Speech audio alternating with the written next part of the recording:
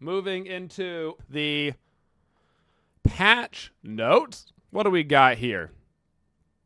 I did a quick review of this. I did a quick review of this yesterday, just to kind of go over for myself. But I wanted to go over on stream, just to see what's kind of happening and to actually, read things and not speed read them. So this is for Smite 2. This is for the alpha test 4, which, unless they put in a panic 5th alpha, this should be the last alpha before the game goes 24/7 live servers.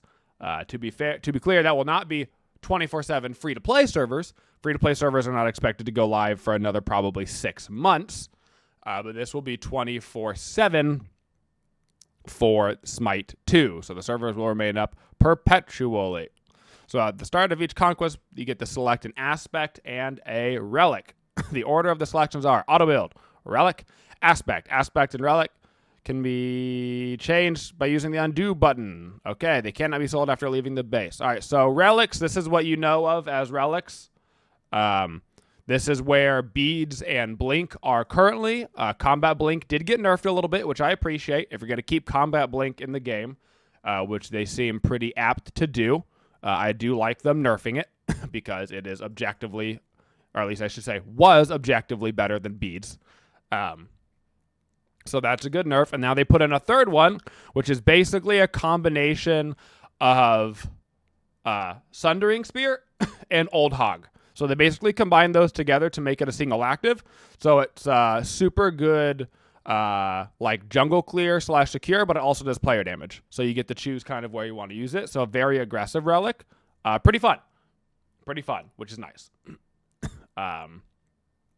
So that's cool. Aspects. This is a totally new thing to Smite. So this is kind of weird, but it's almost in the... It's almost in like a League of Legends type vein, of like getting to do like the pre-combat type stuff. So basically you get to choose one of these 5 options, and then that will have a base effect for the rest of the game for your character. So Barbarian, your next basic attack deals 50 damage plus 4 per level, bonus true damage on a 10-second cooldown, which seems busted to me. Spiritualist, which is basically a little golden blade. Your basic attacks deal damage in an AoE. Archmage, 20% bonus damage on your next ability. Ranger, basic attacks and abilities deal 10% bonus damage to enemies that are 7.5 meters or further away from you, which is interesting. And then Warden, which is the only defensive one. Each second you're near an allied god, you gain a protection buff, stacks up to 10 times, and at 10 stacks you get 5% increased movement speed.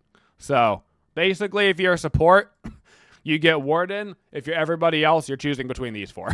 Is basically the gist right now. It's interesting, but certainly going to be a lot of extra damage. Going to be a lot of extra damage. It doesn't say that it only procs on gods, so I have to assume this also procs on minions and stuff. But 50 true damage at level 1 is like a nuke and a half on your auto attack for sure. So it'll be interesting to see when we play if this procs even if you miss, if it procs on a minion, if it procs only on gods, blah, blah, blah. We're going to have to test all that stuff. I imagine it just procs if you hit something. That's usually how Smite works. Movement updates. Basically, they made it so controller is 1-to-1 with Smite 1. Same thing with the aiming system updates. 1-to-1 with Smite 1. So hopefully controllers are better to use. They added the match history tab. They added the code redemption tab. They got some VGS keys now rewindable, and they also put in item purchase notifications. Arena has been added to the game. So for those of you that are not Conquest players, and you're like, oh, I hate Conquest, but I wish I could just hop in and try to play Arena, congratulations. Arena is now in the game, and you can play it. And inside of Arena, there are kill streaks. So you get a hot streak if you're on a kill streak. A kill streak is 3 player kills in 1 life. While on a hot streak, you deal an extra 20% damage. The player who defeats somebody who's on a hot streak gets 100 bonus gold per level. For example, if player A is level 10 and player B is level 8, player B would get 200 gold on top of the kill streak. So there's a kill streak in Arena. So we're going a little Call of Duty with it. Because why not, I guess. And in general, there's a bunch of just new Arena stuff. So if you are a Arena person, you've actually got a lot of new stuff. There's a lot of honestly kind of fun things. Like, it's silly, but Arena is kind of meant to be silly, so I actually don't mind them engaging silly mode for Arena. They fixed some problem with jungle buffs and Conquest. They nerfed the yellow buff. They put jungle practice into the game. You can spawn some god bots. And then we get into the new gods. We're going to go in-game to read through their kits here in a second. So it'll be easier to read than just reading through all this giant text. So we'll just do that right after we finish with this. We'll just go directly into their god kits because it's much easier to read all of this information in-game. It's a lot easier clarity on the scalings and that kind of stuff. So we'll loop back around to that in just a moment. God balance. Increase the health per level on all gods to offset the 25% reduced base health, a.k.a. gods at level 1 are basically the same as they were in Alpha 3, but gods at the end of the game are closer to they were in Alpha Weekend 2, a.k.a. you're still super squishy at the start of the game, but by the end of the game you're going to have more HP, so tankiness is going to be a little bit better. Death Scythe got a buff in damage by a lot. It was 60 to 260, now it's 90 to 270. Scent of Death fixed an issue with this movement speed. Wasn't being affected by diminishing returns. There we go. We found it. And they decreased the penetration buff, and they also decreased the damage on Soul Reap. So that was the problem and why he was so fast. He was overriding DR, and so he was just like infinitely stacking the movement speed, which is why you could get like over 1,000 movement speed Thanos super easy. That makes sense. Morrigan increased the cooldown on Confusion, and the damage from Doomsayer will now detonate the second damage on Dark Omen. Oh, cool. So if you use her passive on her autos, it will detonate her too. That's pretty nice. Fenrir decreased the damage on Ragnarok. Soul decreased healing per tick on Radiance and decreased the base damage on Supernova. The base damage and the int scaling. Pretty large nerf, actually. Huge nerf to her ultimate.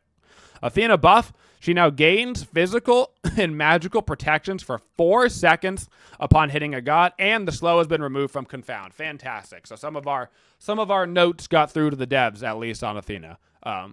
So Confound is going to feel fantastic. Preemptive Strike is giving her a huge buff, which is super nice. Hopefully her one also feels a little bit better, and it doesn't place you 99 years away from the people. We'll see. Chalk. Torrent increased the damage scaling 10%. Increase it on Stormcall as well, 10%. All right.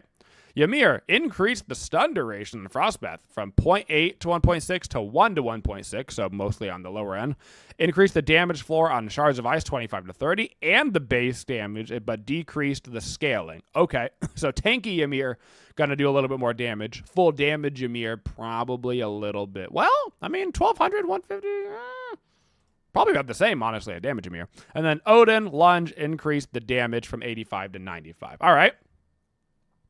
Nothing super anti in any of those changes. Item balance. Soul Devourer got nerfed. Of course it did. Staff of Mirrodin got nerfed. Of course it did. Hasten Fatalis fixed an issue where this was overcapping negative basic attack movement penalty resulting in a large movement speed gain. Okay, so it was a bug. So Hasten Fatalis was actually making you faster in Smite 2. Love that. Decreased strength on Bloodforge. Leviathan Hide is getting a buff. 5 physical protections. Ooh, massive cost increase, but buff passive from 5% strength reduction stacking 3 times to 10 stacking 2 times. That's nice. Increased magical protections on Shoguns. Wings fixed tooltip. The passive provides 20% movement speed instead of the previously listed 10. Oh, okay. So it was actually better than people thought. Stampede got 5. Ruinous Ankh decreased the mana, increased the health. Okay, it's probably a buff overall. Breastplate of Valor, reduce health taken threshold from 400 plus 30 per level to 350 plus 20 per level. So it went from 430 to 370 at the beginning to 1,000 to 750 at the end. Okay, that's nice. Silken Mailcoat, 10 more protections. Pharaoh's Curse, increased physical protection. Okay, so in general, some damage items got nerfed and tank items got buffed, which makes sense. Everybody's been complaining in Smite 2 that tanks aren't tanky enough. I don't think it was, yeah, I think these are good changes because these are kind of small. I don't think like tanks are useless in Smite 2 by any means. In fact, like particularly supports feel incredibly impactful. So I'm glad that they didn't go overboard with that. But now let's go read the Ares and Susano kits in game, just because it's so much easier to do this in game than it is out of game, because look at all this nice, just so nice. So Ares is passive, provides strength and int in an aura. Provides more strength as Ares builds protections, and provides more int as Ares builds CDR. So you get a strength bonus of 20% of your protections, and you get an int bonus of 100% of CDR. So you build cooldown and protections, and you're getting extra damage. Also, Ares looks freaking badass. That model is like insane. Like, holy daddy. Sorry. Ares' basic attack. Physical damage in front of you. 4 hit chain. Cool beans. All right. Shackles. Fire a projectile that deals physical damage, slows, and stops on first enemy hit. Shackle God take repeating magical damage and are crippled. So, initial projectile deals physical damage. The dot is magical. 2 different damage types within this ability. Successfully hitting an enemy god allows you to fire another projectile and increases your movement speed. Up to 3 projectiles can be fired this way. All right. This projectile passes through and damages non-god enemies. Yep, damage per tick, 30 to 130. Minion damage, 70 to 150. 30% strength scaling, 15% slow. 4-second duration, 4-second cripple. Movement speed of 15%. Very nice. What's up, D-Tech? How are you doing, friend? Call to arms. This buff is extended by 4 seconds. After hitting an enemy god, you and an allied god gain increased magical, physical protections, and basic attack damage. While this effect is active, each buffed god will be able to extend the duration and increase the effects by damaging an enemy god. So your buff lasts longer if you're hitting somebody. Cool beans. Searing Flesh, channeled to deal magical damage repeatedly, deals damage based on the enemy's maximum health in addition to base damage and scaling. Displacement immune while channeling, and you can fire shackles while channeling this ability. You can fire your chains while channeling this. Very nice. And then your ultimate, magical damage, pulls people, yoinks them, displaces, and stuns them. You are CC immune and gain damage mitigations while channeling. Channel lasts for 2.5 seconds. Enemy gods are displaced towards you after 2.17 seconds, which means there is a little channel buildup there. And then it yoinks them in. Fantastic. Ares looking dope. And then we've got Susano, who is also new. Susano, baby. Storm's Edge. When you hit an ability, your next basic attack will debuff the enemy hit. Weave in basic attack hits between abilities, progressively stack the buff. Enemies with 1 to 2 stacks have 10% reduced strength. Enemies with 3 to 4 stacks are slowed by 15% and maintain the previous debuff. Enemies with 5 to 6 stacks take 10% increased damage and maintain previous debuffs. They last for 3 seconds. Refresh on a new application, then buffs last 3 seconds. Each attack of the Storm Kata can trigger ability item effects. Okay. Holy. So, weave in those autos, baby. I repeat, weave in those autos. All right, basic attack, 3 hit chain, 1-1-1.25. Storm Kata. Strike and deal physical damage to enemies in front of you. All right. This ability can be used a second time to spin and deal physical damage. Can be used a third time to dash, so we're all familiar with that one. Wind Siphon, deal physical damage to enemies in front of you. Enemies in your area are also pulled towards you. Okay, we're all familiar with that. Whirlwind, fire a projectile that stops on walls the first enemy hit, creating the whirlwind, which repeatedly deals physical damage. Can be used again to teleport. All right, no doubt. And his ultimate.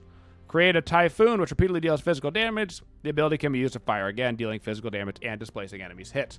Ability automatically refires after 2 seconds. Starts at 50% size and damage increases over the duration. Typhoon will travel in the duration Susano is facing on refire. So it kind of seems like it knocks him up no matter what now. Kind of looks like it's a knock up no matter what. Looks like it's pretty solid damage scaling, pretty solid base damage. So the big change for Susano is his base, is his passive, wanting you to kind of weave in those autos to get in those debuffs, which makes sense because Susano is a character where you want to weave in the autos. So that makes sense to me. That makes sense to me. Okay. And that is the patch and all of the things that were different in this alpha than the last alpha. So there you go. Thank you for supporting the Twitchiest community. If you'd like to see more videos, make sure you subscribe to the channel and always hit that bell for notifications so you don't miss any of the upcoming videos. Thank you for all your support and have a Twitchin' day, y'all.